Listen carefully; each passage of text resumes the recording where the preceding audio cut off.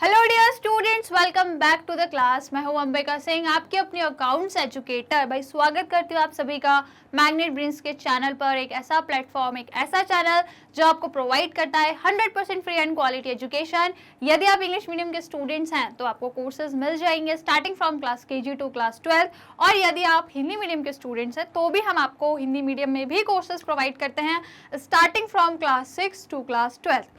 इसी के साथ डियर स्टूडेंट्स, हम CBSE के बोर्ड के जितने भी कोर्सेज हैं उनको तो हम कवर करते ही हैं। Along with that other state board के कोर्सेज को भी कवर करते हैं, जैसे कि Delhi, Bihar, UP, MP, Rajasthan board. तो आप में से यदि कोई भी स्टूडेंट्स हैं जो अदर स्टेट को बिलोंग करते हैं तो भाई वो भी हमारे यहाँ से अपने स्टेट बोर्ड्स के कोर्सेज को देख सकते हैं, जो भी मैंने मेंशन किए हैं उनमें से किसी भी स्टेट बोर्ड के। ओके, और देखो भाई, full complete organised course Magnet Brains आपको प्रोवाइड करता है। Along with that practice questions भी हम सॉल्व कराते हैं आपको, बहुत सारी चीजें जैसे कि MCQ, MIQ, most important questions और chapter revision.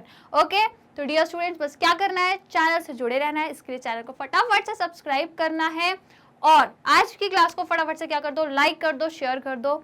Okay, so that हम आज की क्लास को स्टार्ट करें। और एक चीज और, यदि आपको ई बुक्स और ई नोट्स का बेनिफिट लेना है तो लिंक आपको बढ़िया से डिस्क्रिप्शन बॉक्स में मिल जाएगी, वहां जाकर चेक कर सकते हैं और इसका बेनिफिट भी ले सकते हैं। So as you know my dear 12th class students कि हम हमारा चैप्टर नंबर 3 स्टार्ट कर चुके हैं। हम लोगों ने अभी तक ओवरव्यू देख लिया कि चैप्टर में भाई क्या क्या टॉपिक है जो हमें पढ़ने हैं, क्या क्या चीजें हैं, वो सारा हमने प्रीवियस क्लास में हमारा ओवरव्यू देख लिया। पहली चीज हो गई कंप्लीट, जो इनिशियल थी। अब फाइनली आज जो क्लास रहेगी इसमें क्या करेंगे, जो मैंने आपको ओवरव्यू में टॉपिक्स दिखाए थे उसी में से आप एक एक करके टॉपिक उठाने वाले हैं। तो आज पहला टॉपिक उठाने वाले हैं हम, पहला, और उसके साथ एक दूसरा टॉपिक भी रहेगा। क्यों? क्योंकि भाई ये दोनों टॉपिक क्या है आपके, छोटे छोटे से टॉपिक है, सिमिलर है ना। तो आज इन दोनों टॉपिक्स को हम साथ में लेके चल देते हैं। ठीक है, दोनों टॉपिक है छोटे छोटे से, तो आज इन दोनों को आज की क्लास में कवर करेंगे। तो फटाफट से क्या कर दो, लाइक शेयर कर दो, सो दैट आज की क्लास को स्टार्ट करें। सो चैप्टर नंबर 3 है, एज यू नो, क्या नाम है चैप्टर का, change in profit sharing ratio among the existing partner. Chapter number 3, जिसमें आज हम क्या दो टॉपिक लेके जाने वाले हैं। सबसे पहले देखेंगे meaning of reconstitution of partnership, है ना, कि पार्टनरशिप में जो रिकॉन्स्टिट्यूशन होता है उसका क्या मतलब है।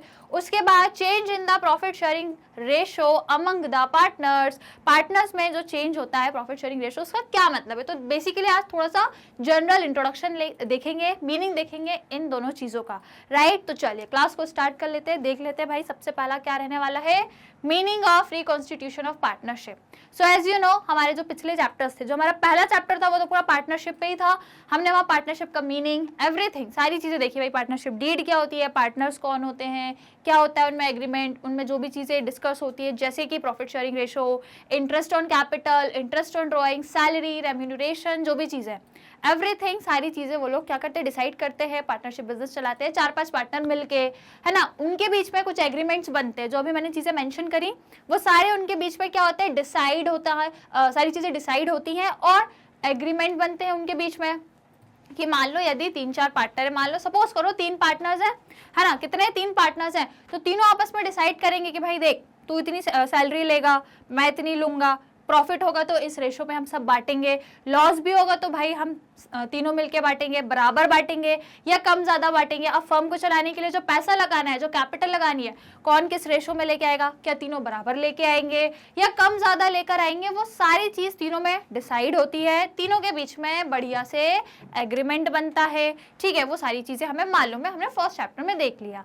अब रिकॉन्स्टिट्यूशन ऑफ पार्टनरशिप क्या है, तो वो यहाँ पे कहता है कि partnership agreement defines the term of relationship among the partners and whenever there is a change in relationship of partner, that is a change in the terms of agreement, it result in reconstitution of the firm। क्या बोल रहा है ये कि यदि partnership का जो agreement है, जो भी मैंने बताया ना कि आपस में जो 3 पार्टनर्स हैं, यदि वो आपस में बैठ के सारी चीजें एग्री कर रहे हैं, डिसाइड कर रहे हैं कि भाई क्या करना है, तीनों में से कौन क्या करेगा, कितना प्रॉफिट बांटेंगे, कितना लॉस बांटेंगे, कितना पैसा बिजनेस में लगाएंगे, कौन कितनी सैलरी लेगा, किसको इंटरेस्ट ऑन कैपिटल मिलेगा, कौन इंटरेस्ट ऑन ड्रॉइंग देगा, मतलब किस पे इंटरेस्ट ऑन ड्रॉइंग चार्ज किया जाएगा, एवरीथिंग, सारी चीजें डिसाइड करते हैं। तो ये जो होता है पार्टनरशिप का एग्रीमेंट आपका, ठीक है, ये जो आपका पार्टनरशिप का एग्रीमेंट होता है ये सारी चीजें बताता है, सारे टर्म्स एंड कंडीशंस, है ना। रिलेशनशिप में जो पार्टनर्स के बीच में है, 3 पार्टनर्स है, तीनों में क्या टर्म्स एंड कंडीशंस है, क्या रिलेशन है, वो सारी चीजें बताएगा। और जब भी, व्हेनेवर, जब भी इन कंडीशंस में यदि कोई चेंजेस आते हैं, या फिर उस पार्टनर का जो भी रिलेशन है, मतलब कि यदि उन्होंने डिसाइड किया है कि प्रॉफिट को बराबर बांटेंगे तो ये उनका क्या हो गया, इक्वल शेयरिंग रेशो है।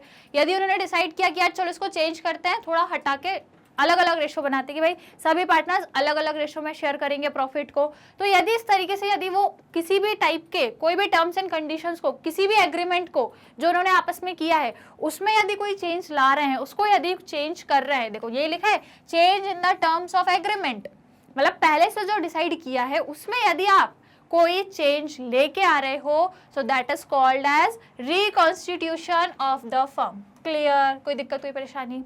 यदि पहले से जो चीजें डिसाइड है पार्टनर के बीच में, उसमें यदि आप कोई चेंज लेकर आ रहे हो, उस एग्रीमेंट में यदि कोई बदलाव आ रहा है, तो भाई वो क्या कहलाएगा, रिकॉन्स्टिट्यूशन ऑफ द फर्म कहलाएगा। क्लियर, सिंपल कहानी है।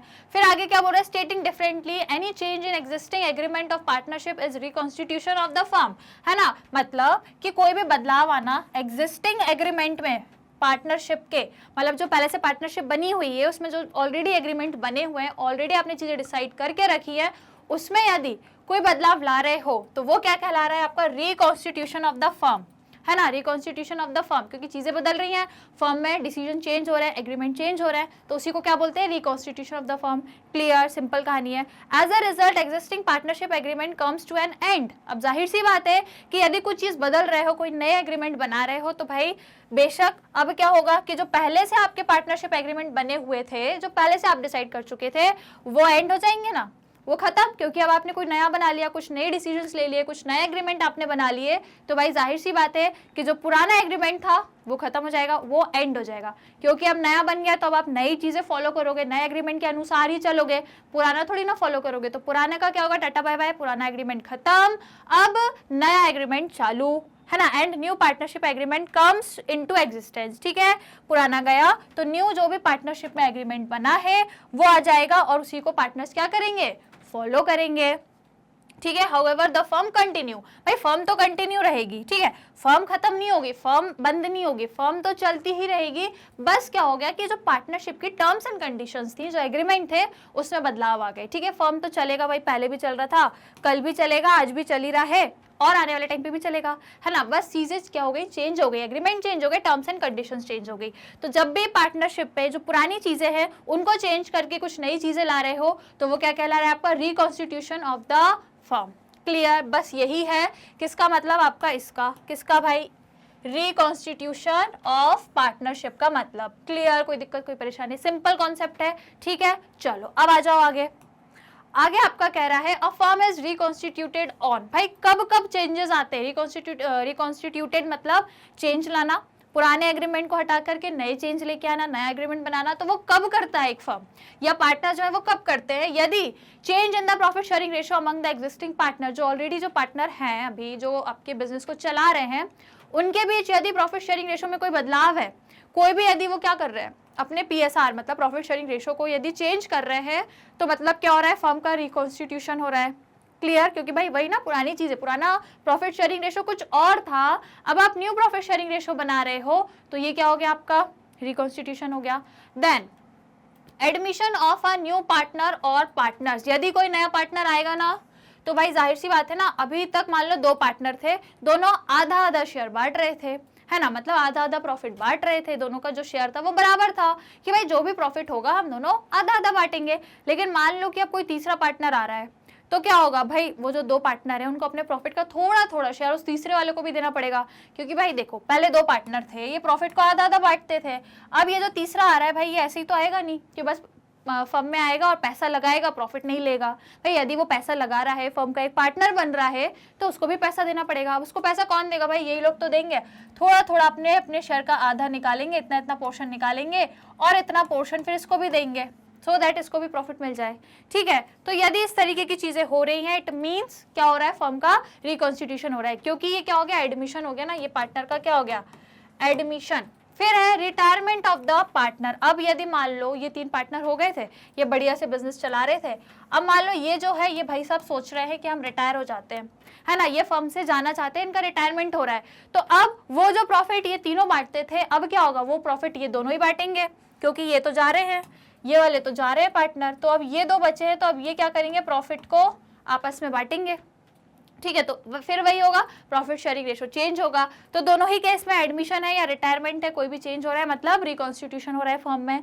Then death of a partner, अब भाई अनफॉर्चुनेटली यदि कोई पार्टनर की डेथ हो जाती है तो इस कंडीशन में भी आपके प्रॉफिट शेयरिंग रेशो या सारी, फिर तो भाई सारी टर्म्स एंड कंडीशन चेंज हो जाएंगी, है ना। अब 3 की जगह तो भाई एक ही 2 पार्टनर बचेंगे। तो यदि ऐसा भी कोई केस है तो फिर क्या होगा, रिकॉन्स्टिट्यूशन होगा। Then we have amalgamation of 2 और मोर पार्टनरशिप फर्म। क्या होता है इसका मतलब, अमालगमेशन मतलब 2 या 2 से ज्यादा जो फर्म है यदि वो मिलकर एक नया बिजनेस, एक नया फर्म ओपन कर रही है तो उसको बोलते हैं क्या, अमालगमेशन। 2 या 2 से ज्यादा, देखो क्या मतलब होता है कि मान लो एक ये फर्म है ए और एक ये फर्म है बी, अलग अलग फर्म थी है। अब इन दोनों ने डिसाइड किया कि चलो मिलकर एक नया बिजनेस करते हैं। तो ये दोनों ने क्या किया भाई, ये दोनों मिल गई और इन्होंने एक नया बिजनेस खोल लिया जिसका क्या नाम हो गया, ए बी लिमिटेड। ठीक है, क्या नाम रख दिया, ए बी लिमिटेड। समझ रहे हो, ये ए फर्म है, ये बी है, दोनों अलग अलग थी, दोनों ने मिलकर एक नया बिजनेस खोल लिया ए बी लिमिटेड। तो ये होता है अमालगमेशन। तो यदि ऐसा कुछ हो रहा है, दोनों 2 बिजनेस है जो मिलके एक नया बिजनेस खोल रही हैं, तो क्या होगा, रिकॉन्स्टिट्यूशन, क्योंकि भाई टर्म्स एंड कंडीशन बदल जाएंगी। पहले इनका कुछ और था, इनका कुछ और एग्रीमेंट था, अपने अपने फर्म के अपने अपने रूल्स थे। अब दोनों क्योंकि मिल रहे हैं, अलग एक नया फर्म बना रहे हैं, तो ये फिर दोबारा से चीजें डिसाइड करेंगे ना, अपना अपना थोड़ी फॉलो करेंगे कि अब साथ में मिलकर काम कर रहे हैं तो साथ में मिलकर दोबारा से एग्रीमेंट करेंगे, राइट। तो ये सारे क्या हो गए आपके, रिकॉन्स्टिट्यूशन इस टाइम पर होता है। फिर नीचे लिखा है reconstitution of a firm always lead to change in profit sharing ratio among the partner. जब भी आपका रिकॉन्स्टिट्यूशन होता है हमेशा, तो क्या हो रहा है, आपका चेंज होता है प्रॉफिट शेयरिंग रेशो पार्टनर्स के बीच का। ठीक है, क्योंकि चीजें चेंज हो रही है, कंडीशन चेंज हो रही है, किसी का एडमिशन, किसी का रिटायरमेंट या फिर अमालगमेशन, ये सभी चीजें यदि हो रही है, इनमें से या कोई भी चीज हो रही है आपके फर्म में, तो मतलब जो पार्टनर्स है उनका प्रॉफिट शेयरिंग रेशो भी चेंज होता है। ठीक है, तो इस टॉपिक को अब देख लेते हैं। ये हो गया हमारा रिकॉन्स्टिट्यूशन वाला, reconstitution of the firm, right. अब इसके बाद का क्या टॉपिक रहने वाला है, change in the profit sharing ratio among the partners. तो ये टॉपिक क्या कहता है कि एग्जिस्टिंग पार्टनर में agree to share profit and loss in the ratio that is different from the earlier agreed profit sharing ratio. क्या बोल रहे हैं भाई, हम चेंज कब कर रहे हैं प्रॉफिट शेयरिंग रेशो को, जब हम ये सोचते हैं कि यार पहले का कुछ और रेशो था, अब उसको चेंज करके कुछ नया रेशो डिसाइड कर लेते हैं, तो उसको क्या बोलते हैं, change in profit sharing ratio. भाई सिमिलर, मतलब बहुत बेसिक सी बात है कि जो पुराने एग्जिस्टिंग पार्टनर है, जब वो प्रॉफिट एंड लॉस को शेयर कर रहे हैं, पुराना रेशो कुछ और था, अब वो कुछ नया, कुछ डिफरेंट रेशो डिसाइड कर रहे हैं जो पहले से अलग है ना, डिफरेंट फ्रॉम अर्लियर।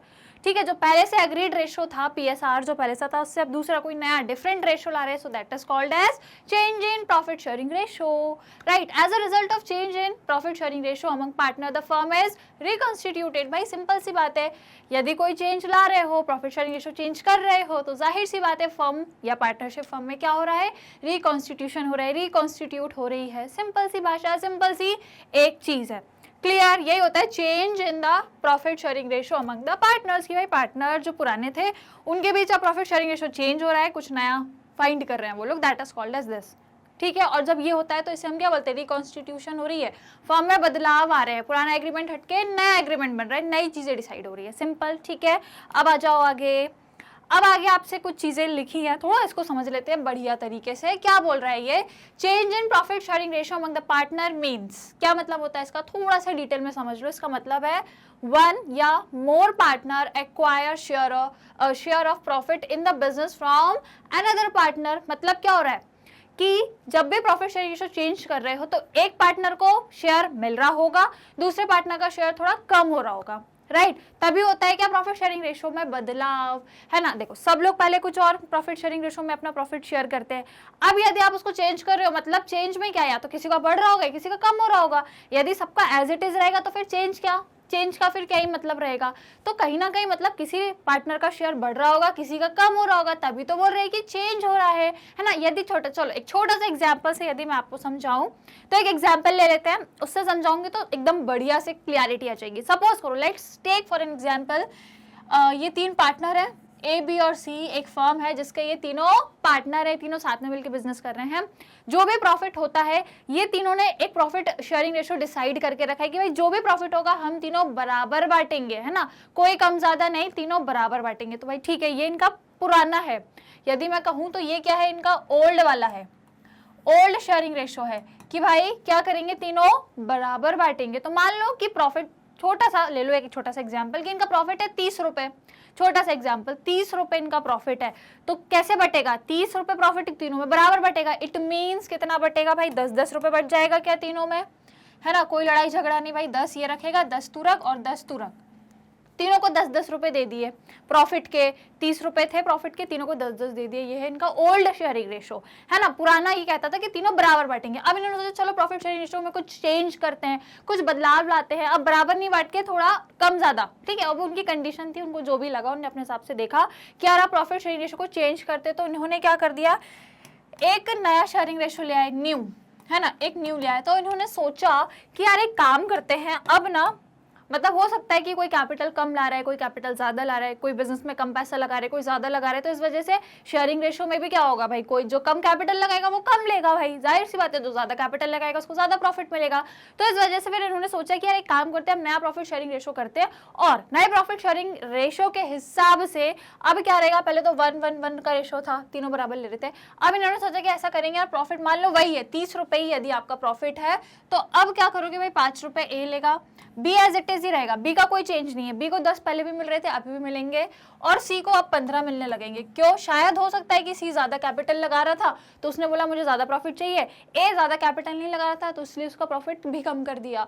तो देखो अभी भी प्रॉफिट 30 रुपए ही है, ठीक है, पहले भी 30 था अभी भी 30 है, लेकिन अब चेंज क्या आ गया, इसको कम मिलने लगा, इसको तो बराबर एज इट इज ही मिल रहा है, और इसको ज्यादा मिलने लगा। तो यही होता है प्रॉफिट शेयरिंग रेशो में चेंज, यही बोला है ना उसमें कि जब अमंग पार्टनर के बीच में प्रॉफिट शेयरिंग रेशो चेंज होता है तो क्या होता है, कुछ पार्टनर क्या करते हैं, एक्वायर करते हैं share of profit from another partner, है ना, कोई पार्टनर किसी दूसरे पार्टनर का शेयर एक्वायर कर लेता है, भाई यही हुआ। इसने क्या किया, इसको जो एक्स्ट्रा 5 रुपए मिले, क्यों मिले, क्योंकि इसने अपने 5 रुपए कम कर दिए इसलिए उसको मिल गए, यदि ये 5 रुपए कम नहीं करता तो उसको कहाँ से मिलते, समझ रहे हो आप बात को, समझ आ रही है थोड़ी बहुत। देखो ये तो एज इट इज ही है, इसके 5 रुपए कम हुए तभी तो इसको 5 रुपए ज्यादा मिल पाए ना, और इसको 5 रुपए ज्यादा क्यों मिले, क्योंकि इसके 5 रुपए कम हो गए, प्रॉफिट के 5 रुपए ना, छोटा सा एग्जांपल दे रही हूँ।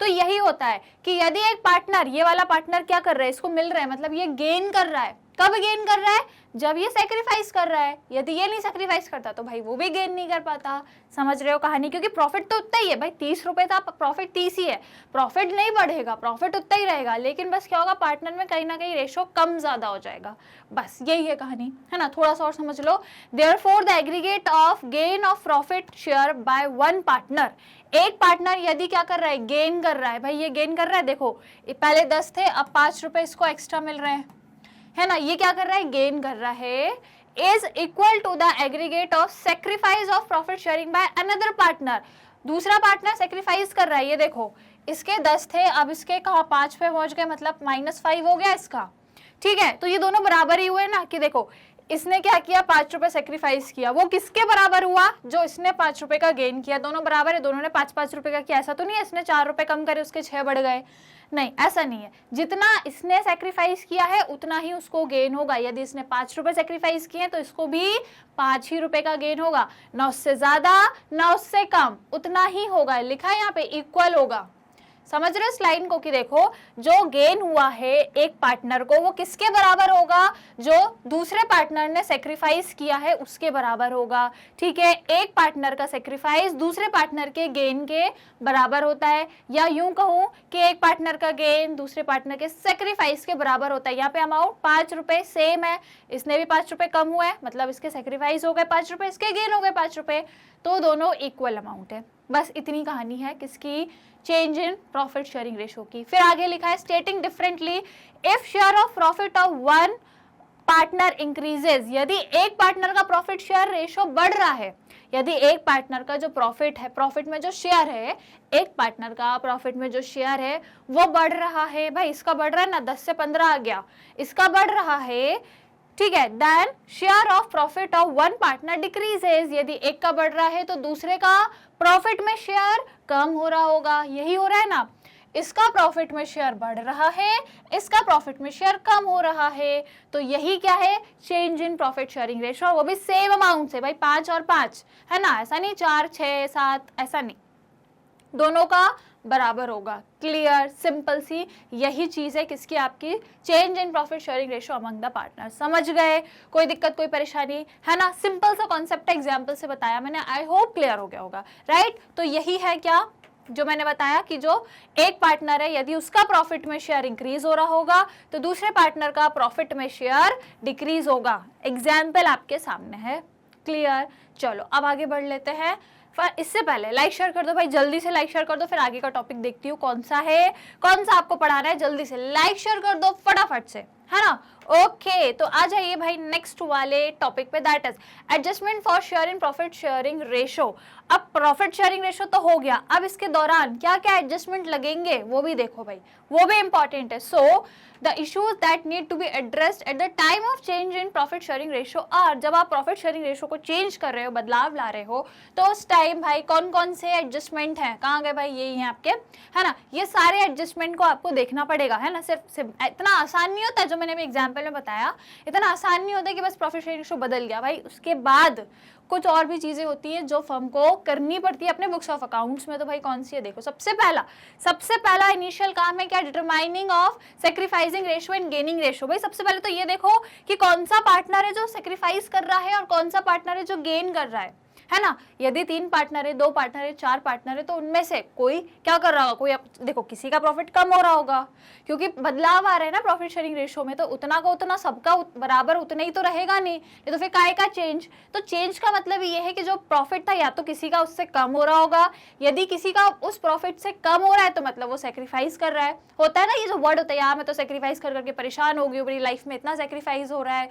तो ये सेक्रीफाइस क्या मतलब हमें कुछ गवाना पड़ रहा है ना? कुछ हम खो रहे हैं, कुछ गवा रहे हैं। तो यदि किसी पार्टनर का प्रॉफिट इतना है और यदि उसका कम हो रहा है, जब प्रॉफिट शेयरिंग रेशो को बदल रहे हो तो उसका जो प्रॉफिट है वो कम हो रहा है, मतलब बेचारा सेक्रीफाइस कर रहा है। और वहीं यदि कोई पार्टनर है जिसका इतना प्रॉफिट में शेयर था, अब वो बढ़ रहा है, तो क्या हो गया, उसको गेन हुआ ना। हम बोलते हैं ना गेन मतलब कुछ मिलना, है ना, कुछ हासिल करना। तो यदि उसका प्रॉफिट बढ़ रहा है मतलब वो गेन कर रहा है। तो ये सबसे पहला काम आपका यही है कि पहले आइडेंटिफाई करो क्या कि भाई सेक्रीफाइसिंग रेशो क्या है, गेनिंग रेशो क्या है, वो हम कैलकुलेट करना सीखेंगे, है ना? कि कोई पार्टनर कितने रेशो से सेक्रीफाइस कर रहा है, कितने रेशो से गेन कर रहा है। देखो अभी जो मैंने एग्जाम्पल बताया था वो तो नॉर्मल प्रॉफिट का बता दिया था, लेकिन हम जो सेक्रीफाइसिंग या गेनिंग फाइंड करते हैं वो रेशोज में करते हैं, है ना? किस में करते हैं, रेशो में। जैसे कि 1:2, 3:5 लाइक वाइज रेशो में हमको कैलकुलेट करना होता है, क्योंकि भाई 2-3 पार्टनर हैं तो उनके बीच का रिलेशन देखना पड़ेगा। तो रिलेशन तो भाई रेशो ही बताते हैं आपको बढ़िया तरीके से, ठीक है? तो हमेशा जो भी पार्टनर है जो सेक्रीफाइस कर रहा है, गेनिंग कर रहा है, उनको रेशो में उनका कितना सेक्रीफाइस है, कितना गेन है, वो फाइंड करना सबसे पहला काम, इनिशियल काम है आपका। दूसरा काम अकाउंटिंग ऑफ गुडविल। अब जो गुडविल रहती है ना, फर्म की गुडविल होती है, आप सभी को पता है, उसमें सभी पार्टनर के क्या होते हैं, कुछ ना कुछ हिस्से होते हैं, कुछ ना कुछ उनका भी शेयर होता है उस गुडविल में। तो फिर उस गुडविल को डिस्ट्रीब्यूट करना किसमें, नए प्रॉफिट रेशो में, नए प्रॉफिट शेयरिंग रेशो में उस गुडविल को डिस्ट्रीब्यूट करते हैं। जो आपका गेनिंग पार्टनर रहता है उसको देना, सेक्रीफाइसिंग पार्टनर उसके में भी, वो सारी चीजें हम देखेंगे जब इसका सेपरेटली इसकी जो क्लास रहेगी अकाउंटिंग ऑफ गुडविल की, वहां पे मैं आपको पूरा कैलकुलेशन बताऊंगी कैसे होता है, क्या होता है, एवरीथिंग, ठीक है? तो पहला काम sacrificing ratio, gaining ratio find करना, उसके बाद अकाउंटिंग ऑफ गुडविल करना, मतलब जो गुडविल आप क्वेश्चन में दी होगी, नहीं भी दी होगी तो कैलकुलेट करना तो आता ही है ना। पिछला जो चैप्टर था वहां पे मैंने आपको गुडविल कैलकुलेट करना सिखाया है, ठीक है? यदि क्वेश्चन में डायरेक्टली आपको गुडविल नहीं दी तो भाई आपको आती है, मेथड्स आपको मालूम है, इन्फॉर्मेशन दी होगी क्वेश्चन में, गुडविल आप निकाल के डिस्ट्रीब्यूट कर देना सभी पार्टनर्स में, ठीक है? अब गेनिंग पार्टनर को कहाँ डेबिट करना है, क्रेडिट करना है, या फिर सेक्रीफाइसिंग वाले पार्टनर को डेबिट क्रेडिट, वो सब कुछ बताऊंगी इस वाले टॉपिक में, ठीक है? फिर उसके बाद आपका जो एडजस्टमेंट रहेगा वो रहेगा accounting of reserve, accumulated profit and loss. भाई कंपनी, मैंने अगेन एंड अगेन बार बार बताया है, कंपनी के पास कुछ थोड़ा बहुत प्रॉफिट का हिस्सा रिजर्व में रखा होता है ताकि फ्यूचर में इमरजेंसी के टाइम में यूज कर सके, या फिर कुछ प्रॉफिट कंपनी कमाती है तो उसको पार्टनर्स में बांटती है। वहीं यदि अनफॉर्चुनेटली कंपनी को कोई लॉस हो जाता है, फर्म को कोई लॉस हो जाता है, तो वो पार्टनर्स में डिस्ट्रीब्यूट करती है। तो इन सभी को कैसे डिस्ट्रीब्यूट करना है, कैसे पार्टनर को बांटना है, वो सारी चीजें, तमाम चीजें यहाँ पे देखेंगे। Then revaluation of asset and reassessment of liability. अब भाई दोबारा से असेट की वैल्यू निकालो, पहले कुछ और थी शायद, अब क्योंकि मैंने बताया ना असेट की वैल्यू चेंज होती रहती है, घटती रहती है, बढ़ती रहती है, व्हाटएवर, तो उसका पूरा वापस से रिवैल्यू निकालना, रिवैल्यूएशन मतलब असेट की जो वैल्यू है इसको वापस से कैलकुलेट करो, that is revaluation of asset. और आपकी जो फर्म की लायबिलिटी है उसको वापस से रीअसेसमेंट करना, वापस से देखना कि आपकी इतनी लायबिलिटी है या ज़्यादा तो नहीं है, कहीं कम तो नहीं है, वो सारी चीज़ें। देन फाइनली जो कैपिटल है उसका एडजस्टमेंट। समझ गए? ये पूरा होता है जब कहाँ, change in profit sharing ratio के अंदर। समझ गए? तो देखो अभी अपन ने क्या क्या देख लिया आज। रिकॉन्स्टिट्यूशन का मतलब देखा, पार्टनरशिप जब रिकॉन्स्टिट्यूशन होता है क्यों होता है, कैसे, वो हमने देखा। आफ्टर दैट हमने change in profit sharing ratio का मतलब देखा, कैसे क्या होता है, एग्जाम्पल से हमने वो भी समझ लिया, है ना। और उसके बाद फिर हमने क्या देखा, कुछ एडजस्टमेंट जो हमें 1 बाय 1 सीखने हैं, 1 बाय 1 परफॉर्म करने हैं, राइट। तो आज ये जो क्लास थी आपकी बेसिक वाली थी, इसमें थोड़ा सा बेसिक आपको बताया, एक नॉलेज दिया भाई, change in profit sharing ratio, PSR जिसे आप कहते हो, ओके, एंड रिकॉन्स्टिट्यूशन क्या होता है, वो सारी चीजें बताई। और ये बताया कि आप एक एक करके ये सब पढ़ना है। तो सबसे पहला टॉपिक क्या उठाएंगे, क्या लिखा है नंबर 1 पे, determining of sacrificing ratio and gaining ratio, यही सबसे पहला टॉपिक है। तो बस इसको उठा लो, सबसे पहला इसको उठा लेते हैं, देन एक एक करके सब कुछ उठाएंगे, डोंट वरी। सबसे पहला ये वाला उठा लेते हैं और इसको कल की क्लास में कवर करेंगे, ठीक है। आज की क्लास को इतना ही रखते हैं, बेसिक थोड़ा सा समझ लिया है, रिलैक्स हो जाओ, इसी को दोबारा से रिवाइज कर लो, क्योंकि अभी एकदम से ये पढ़ा दूंगी तो कंफ्यूज हो जाओगे। तो बस आज की क्लास को यहीं तक रख रहे हैं, डोंट वरी, है ना। वैसे इसके बाद हाँ और कोई कॉन्सेप्ट है नहीं, इतने ही पॉइंट्स थे आपके। तो आज की क्लास में हम लोग यहीं तक रखने वाले हैं। कल आपको आना है दोबारा से क्लास में, अपने कॉपी पेन को साथ में लेके, क्योंकि आज की क्लास तो बेसिक थी, इसमें तो बस मैंने आपको कॉन्सेप्ट बताए, है ना। लेकिन कल की जो क्लास रहेगी वहाँ पे क्वेश्चन करेंगे। कैसे वाले क्वेश्चन भाई, सेक्रीफाइसिंग रेशो ढूंढना, सेक्रीफाइसिंग पार्टनर कौन है, गेनिंग रेशो को कैलकुलेट करना, गेनिंग पार्टनर कौन है, ये सारी चीजें, सारे तमाम तरीके के कैलकुलेशंस कल होंगे। तो कल खाली हाथ नहीं आओगे आप लोग क्लास में, सबको कॉपी पेन लेके आना है, ठीक है। कल से क्वेश्चन करेंगे, पहला टॉपिक उठाएंगे हम, पहले इसके कॉन्सेप्ट समझाऊंगी, इसके मतलब सब कुछ बताऊंगी, उसके बाद एक एक करके क्वेश्चन हम सॉल्व करेंगे और देन आफ्टरवर्ड्स ऐसे करते करते सारे टॉपिक्स को कवर करेंगे सेपरेटली हर एक क्लास में, ठीक है। तो कल का क्या टॉपिक रहेगा, सबको याद है, calculation of sacrificing ratio and gaining ratio कल का टॉपिक रहेगा। कल की क्लास में आ जाना भाई, यहीं पे आना, इतने टाइम पर ही आना है आपको, ठीक है ना भाई। मैग्नेट ब्रेन्स में आ जाना, इसी चैनल पे जो आपको प्रोवाइड करता है absolutely free and quality education. यदि आप इंग्लिश मीडियम के स्टूडेंट्स हैं तो हम आपको क्लास KG से लेके क्लास 12 तक के सारे कोर्स फ्री ऑफ कॉस्ट में प्रोवाइड करते हैं। और यदि आप हिंदी मीडियम के स्टूडेंट्स हैं तो भाई हिंदी मीडियम चैनल भी है, जहां हम आपको कोर्सेज प्रोवाइड करते हैं starting from class 6 to class 12। CBSE board के कोर्स हम कंप्लीट करते हैं, along with that other state board के कोर्स भी कवर करते हैं, जैसे कि Delhi, Bihar, UP, MP, Rajasthan board. Vedic math, spoken English के कोर्सेज भी आपको फ्री ऑफ कॉस्ट में मैग्नेट ब्रेन्स प्रोवाइड करता है। क्रैश कोर्स आपको रिवीजन के लिए प्रोवाइड करते हैं। और यदि आपको ई-बुक्स या ई नोट्स का बेनिफिट लेना है तो लिंक यहाँ पे मिल जाएगी भाई डिस्क्रिप्शन बॉक्स में, वहाँ जाके आराम से चेक कर लेना और इसका भी आप बेनिफिट ले सकते हैं। आप कोर्सेज कहाँ से देखें तो भाई यूट्यूब चैनल पर पूरी प्लेलिस्ट मिल जाएगी हर एक सब्जेक्ट की, हर एक क्लास की, वहाँ जाके बड़ी ही आसानी से फ्री में आप हमारे कोर्सेज देख सकते हो, या फिर हमारा एप्लीकेशन डाउनलोड कर लो, या फिर डायरेक्टली हमारी वेबसाइट पे जाकर भी आप हमारे कोर्सेज देख सकते हो। ये 3 ऑप्शन है, कहीं पर भी चले जाना, आपको हमारे कोर्सेज आराम से मिल जाएंगे, ठीक है। तो चैनल को सब्सक्राइब जरूर कर देना। आज की वीडियो जो थी, आज की जो क्लास थी, इसको लाइक शेयर करना मत भूलना। और यदि आप अदर सोशल मीडिया प्लेटफॉर्म भी यूज़ करते हैं, जैसे कि YouTube, Facebook, Insta, Twitter, WhatsApp, तो भाई यहाँ पे भी हमें फॉलो जरूर कर लेना, जुड़े रहना चैनल के साथ। मिलेंगे नेक्स्ट क्लास में, till that take care and keep learning.